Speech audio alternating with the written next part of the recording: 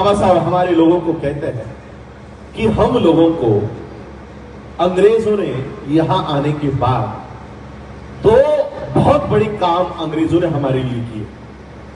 पहला काम, उनको यहां पर सैनिक चाहिए थे, इसलिए उन्होंने सैनिक में हम लोगों को भर्ती करना शुरू किया। हम लोगों की भर्ती करना शुरू किया। इससे एक फायदा हुआ, हमको शस्त्र रखने का अधिकार मिला और पैसे, सैलरी, आज भी मिलती है ना सैलरी आपको, सैलरी मिलना हमको शुरू हुआ, पैसे मिलना हमको शुरू हुआ। पहला फायदा, बेनिफिट अंग्रेजों का बटालियन में शामिल करने का यह हुआ कि हमको पैसे मिलना शुरू हुआ। और दूसरा अधिकार हमको प्राप्त हुआ, जितने भी मिलिट्री के लोग हैं उनको अपने बच्चों को कंपलसरी एजुकेशन देना अनिवार्य है। दो फायदे हुए अंग्रेजों के भारत में आने के बाद। शूद्र अति शूद्रों के दो फायदे हुए। एक तो पहले उनको नौकरियां मिली, नौकरियों से उनको पैसा मिलना शुरू हुआ। दूसरा, उनको शिक्षा का अधिकार मिला। ये दो फायदे हुए। बाबा साहब कहते हैं कि 2-3 पीढ़ियों से हमें ये फायदे हो रहे हैं, 2-3 पीढ़ियों से हो रहे हैं। तो इसी फायदे का इस्तेमाल, इसी एजुकेशन का इस्तेमाल, इसी सैलरी का, पैसों का इस्तेमाल हमने अपनी खुद की व्यवस्था तैयार करने के लिए क्यों नहीं किया? ये क्वेश्चन था बाबा साहब का उस स्पीच में। इस सवाल को ध्यान से समझो। बाबा साहब कहते हैं अंग्रेजों के माध्यम से हमको नौकरियां मिली, अंग्रेजों के माध्यम से हमको शिक्षा मिली, तो उस शिक्षा का इस्तेमाल और उस नौकरी से मिलने वाले पैसे का इस्तेमाल, वो सारा हमने अपने समाज की व्यवस्था खड़ी करने के लिए क्यों नहीं किया? हम अपनी बटालियन बंद होने की राह क्यों देख रहे थे? अब बंद होने के बाद हमारे हाथ में कुछ भी नहीं रहा। ये उस समय की सिचुएशन है। अब इसको थोड़ी देर साइड में रखो। अब आजाद भारत में अंग्रेज जाने के बाद आपको नौकरियां कब मिली? नौकरियां कब से मिल रही है? संविधान में लागू होने के बाद से। एजुकेशन कब से मिलना शुरू हुआ? संविधान लागू होने के बाद से। एक बेसिक क्वेश्चन मैं आपको पूछता हूं, आज 2022 में, 2023 में संविधान कमजोर हो रहा है या संविधान मजबूत हो रहा है? कमजोर हो रहा है। संविधान नष्ट होने के कगार पर है, संविधान खत्म होने जा रहा है। संविधान को लागू हुए कितने साल हुए? 1949 में वो सम्मत हुआ, 1950 में लागू हुआ, 74 इयर्स कंप्लीट हुए संविधान दिन को। यानी इस देश में संविधान 74 इयर्स से हमारे हाथ में है। इन 74 इयर्स में हम लोगों को एजुकेशन मिल रहा है, इन 74 इयर्स में हमको सैलरी मिल रही है। बाबा साहब अंबेडकर जी के संविधान के वजह से हम लोगों को नौकरियां मिली, बाबा साहब के संविधान के वजह से हमको शिक्षा मिली। मेरा सवाल आपसे यही है कि बाबा साहब के संविधान के वजह से मिलने वाली शिक्षा और बाबा साहब के संविधान के वजह से मिलने वाली सैलरी का इस्तेमाल हमने अपनी खुद की व्यवस्था खड़ी करने के लिए क्यों नहीं कर रहे? क्या हम संविधान खत्म होने की राह देख रहे हैं? जब संविधान खत्म हो जाएगा, आपका एजुकेशन खत्म हो जाएगा, आपकी नौकरियां खत्म हो जाएगी, कौन आपके लिए लड़ने वाला है? मुझे बताओ, कौन लड़ने वाला है? महार बटालियन खत्म हुई तब बाबा साहब अंबेडकर तैयार हुए, बाबा साहब ने महार बटालियन फिर से शुरू की, बाबा साहब ने संविधान दिया। आज संविधान इस देश में खत्म होने के कगार पर है, लेकिन बाबा साहब के संविधान को फॉलो करके हम अपनी व्यवस्था नहीं बना रहे, हम अपनी शिक्षा की व्यवस्था नहीं बना रहे। आज भी यहां पर इकट्ठा हुए सभी लोग देखिए 1831 में जन्मे माता सावित्री माई एक छोटे से कमरे से खुद की स्कूल शुरू करती है। 1831, आज 2023 है। मुझे बताओ, इतने यहां पर लोग खड़े हैं, क्या हमारी कोई स्कूल है? कोई स्कूल है? किस मुंह से हम माता सावित्री माई की जयंती मनाए, बताओ? किस मुंह से? शिक्षा का प्रचार प्रसार करने के लिए वो गोबर तक अपने शरीर पर झेल रही थी। आप यहां पर बैठे हुए महिला यहां पर है, डॉक्टर इंजीनियर आईएएस बैठी होंगी यहां पर, आपके लिए माता सावित्री माई अपने आप के ऊपर गोबर झेल रही थी। क्यों? क्योंकि आप आईएएस बने, आईपीएस बने, डॉक्टर बने, इंजीनियर बने, लेकिन हमारी स्त्री आज इस देश में डॉक्टर बनती है, आईएएस बनती है, इंजीनियर बनती है। वो माता सावित्री बाई के चरणों में एक फूल नहीं रखती, वो संतोषी माता के दर्शन को जाती है,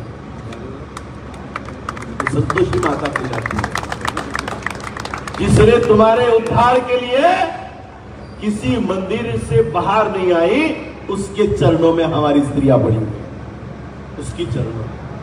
किस मुंह से सावित्री माई की जयंती मना रहे हो? किस मुंह से मना रहे हो? बाबा साहब अंबेडकर जी ने महात्मा फुले को अपना गुरु माना। क्यों? क्योंकि उन्होंने पहचाना तुम लोग शूद्र कैसे बने, तुम लोगों की ये दयनीय अवस्था क्यों हुई। ये बाबा साहब ने महात्मा फुले से सीखा। क्या कहा महात्मा फुले ने? मराठी में उन्होंने कविता लिखी, कविता लिखकर आने वाली पीढ़ी को आगाह किया। महात्मा फुले कहते हैं, विद्य बिना मती गेली। पता चलता है मराठी थोड़ा थोड़ा? विद्य बिना मती गेली, मती बिना नीति गेली, नीति बिना गती गेली, गती बिना वित्त गेले, वित्ता बिना शूद्र खचले, ये उड़े अनर्थ एका अविद्य निकेले। विद्या, शिक्षा के वजह से इनकी मति मारी गई, इनकी बुद्धि चली गई, और बुद्धि जैसे ही चली गई, इनकी प्लानिंग, नीति चली गई, और प्लानिंग ही नहीं है तो उसकी स्पीड कम हो गई, और उसकी स्पीड कम हो गई तो उसका वित्त फाइनेंस चला गया। इतना अनर्थ एक अविद्या के कारण हुआ, शिक्षा बंद करने के कारण हुआ। महात्मा फुले ने अगली जनरेशन को आगाह किया, अगली जनरेशन को आगाह किया, और बाबा साहब अंबेडकर जी ने इस वाक्य को पकड़ा, और बाबा साहब ने सॉल्यूशन दिया। महात्मा फुले ने प्रॉब्लम बताया कि तुम लोग शूद्र कैसे हुए? अविद्या के कारण, अविद्या के कारण तुम शूद्र बने। बाबा साहब ने सॉल्यूशन बताया। क्या कहा बाबा साहब ने? बाबा साहब ने कहा, शिक्षा शेरनी का दूध है, जो कोई भी पिएगा वो दहाड़ेगा। महात्मा फुले ने कहा, अविद्या के कारण तुम शूद्र हो।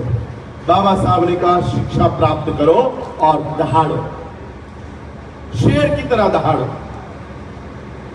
आज इसी शिक्षा का हाल क्या है पता है? इसी शिक्षा का हाल अभी पिछले हफ्ते भारत सरकार ने एक कानून पास किया है। पांचवी के बच्चों को आगे भगवत गीता सबको सिखाई जाएगी। भगवत गीता पढ़ाई जाएगी, वेद पढ़ाए जाएंगे, और वहां पर आपको शूद्र बताया जाएगा, और फिर से इस देश के लोगों को गुलाम बनाने का काम होगा। New education policy Madhya Pradesh में लागू हो चुकी है, अब अन्य राज्यों में लागू होने के लिए तैयार है। वन नेशन, और सारा एजुकेशन हिंदी में होगा। हिंदी में। जितने भी पब्लिक स्कूल है सब में हिंदी पढ़ाई जाएगी। अमित शाह का यह स्टेटमेंट है, इस देश का होम मिनिस्टर, उसकी स्टेटमेंट है कि एजुकेशन हिंदी में होगा। और इस एजुकेशन से, बाबा साहब के एजुकेशन से आईएएस तैयार हुआ, आईपीएस तैयार हुआ, डॉक्टर तैयार हुआ। मेरे यहां पर एक पीढ़ी के सदस्य बैठे हुए हैं, मेरी मां की उम्र के लोग बैठे हुए हैं, उन्होंने अपने घर में डॉक्टर इंजीनियर तैयार किया होगा, लेकिन मेरे पीढ़ी के लोग यहां पर जो बैठे हैं वो अपने घर में डॉक्टर इंजीनियर नहीं तैयार कर सकते।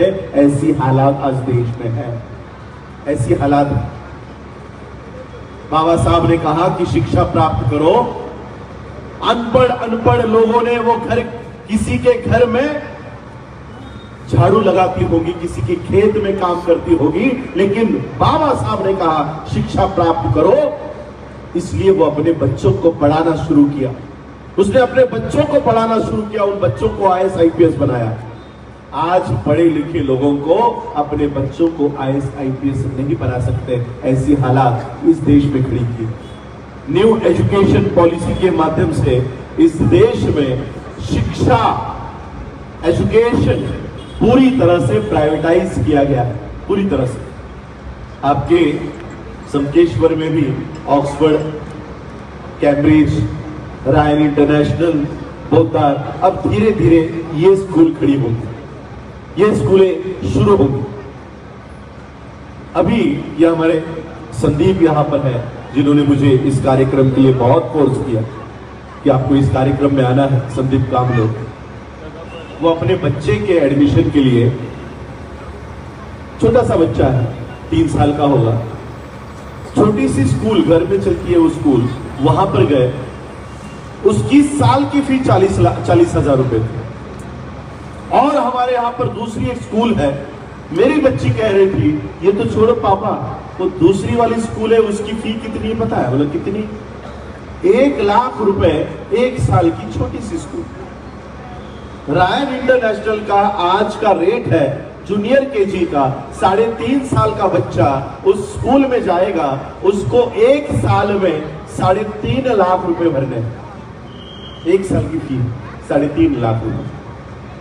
10वीं तक आते आते 50 लाख रुपए उसको लग जाएंगे, 50 लाख। और अभी हायर एजुकेशन, यहां पर यंगस्टर्स बैठे हुए हैं, हायर एजुकेशन अब आप लोगों के लिए नहीं है। 12वीं के बाद, 12th के बाद एमबीबीएस के लिए जाना है। हमारे यहां पर मुंबई में एक कॉलेज है, डीवाई पाटिल मेडिकल कॉलेज, वहां पर आज का रेट शुरू है, आज का रेट डोनेशन का 4 करोड़ रुपए 1 सीट का रेट चल रहा है, 4 करोड़ रुपए। आप लोग गूगल करो, अनीता नाम की साउथ की लड़की, शायद तमिलनाडु या कहीं की होगी, 12th साइंस में उसको 98% मिले, 98। अब बताओ, 98% प्राप्त की हुई लड़की, उसे किसी भी कॉलेज में आराम से एमबीबीएस के लिए एडमिशन मिल जाएगा। लेकिन मनुस्मृति के लोगों ने एक कानून बनाया है, मनुस्मृति के फॉलोअर्स जो संसद में बैठे हैं, उन्होंने कानून बनाया, उस कानून का नाम है नीट। ये नीट नाम का कानून कहता है कि तुमको कितने भी परसेंटेज मिलने दो, हमारी ब्राह्मणों की परीक्षा पास किए बिना तुम आगे नहीं जा सकते। ये नीट यानी ब्राह्मणों की परीक्षा। अब वो बच्ची नीट में अगर क्लास लगानी है 2 या 3 हफ्ते की, 10-10 लाख रुपए की कोचिंग की फीस है, 10 लाख रुपए। हमारी अनुसूचित जाति की शेड्यूल कास्ट की ये अनीता 10 लाख रुपए कॉलेज की उस ट्यूशन फी नहीं दे सकती थी, इसलिए उसने सुप्रीम कोर्ट में याचिका की। सुप्रीम कोर्ट में पिटीशन डाल के उसने कहा कि अगर मुझे 98% मिले हैं, मैं 12th में पास हुई हूं, तो सरकार की ये जिम्मेदारी बनती है कि मुझे एडमिशन दिया जाए। सुप्रीम कोर्ट ने कहा कि नहीं, नीट पास करना ही होगा, उसके बाद ही एडमिशन मिलेगा, उसके बाद ही मिलेगा। तो उस बच्ची ने घर में ही पढ़ाई करना शुरू की। घर में ही पढ़ाई करके वो नीट के एग्जाम के लिए गई और नीट का जब रिजल्ट आया तब 98% प्राप्त हुई अनीता ब्राह्मणों के इस नीट में फेल हो गई। उसे किसी भी कॉलेज में एडमिशन नहीं मिला। उसने आत्महत्या करी। उसने आत्महत्या की। 98% प्राप्त करने वाले हमारे बच्चे आज आत्महत्या करने के लिए मजबूर कर दिए गए। मजबूर है, मजबूर हो गए हैं। हमारे पास मेडिकल के लिए फीस नहीं है। हमारे पास आईएएस बनने के लिए, आईपीएस बनने के लिए, डॉक्टर बनने के लिए, लॉयर बनने के लिए अगली जो हायर एजुकेशन की सिस्टम होती है वो पूरी तरह से खत्म हो गई। पूरी खत्म हो गई। अब स्कूल में क्या चल रहा है पता है? क्योंकि मैं भी एक कॉलेज चलाता हूं। हमारे कॉलेज में सरकार से प्रोग्राम आ रहे हैं। 11वीं के बच्चे 10वीं पास होने के बाद हमारे कॉलेज में आ रहे हैं। हम उनको आईएएस बनने की, आईपीएस बनने की ट्रेनिंग देने के बजाय मैकेनिकल, इलेक्ट्रिकल, प्लम्बर इसकी ट्रेनिंग दे रहे हैं। स्किल डेवलपमेंट के कोर्सेज शुरू है हमारे यहाँ। स्किल डेवलपमेंट के नाम पर हम हमारे बच्चों को मैकेनिक बनाने की ट्यूशन दे रहे हैं, प्लम्बर बनने की कोचिंग दे रहा है। आईएएस आईपीएस बनना अब हमारे लोगों के लिए इन्होंने बंद कर दिया। इन्होंने बंद कर दिया। इस देश का प्रधानमंत्री कहता है कि इस देश में वन नेशन वन इलेक्शन होगा। One nation one election. At a time सभी राज्यों में इलेक्शन लेकर सारे इलेक्शंस खत्म कर देना और 5 साल हम राज्य चलाएंगे।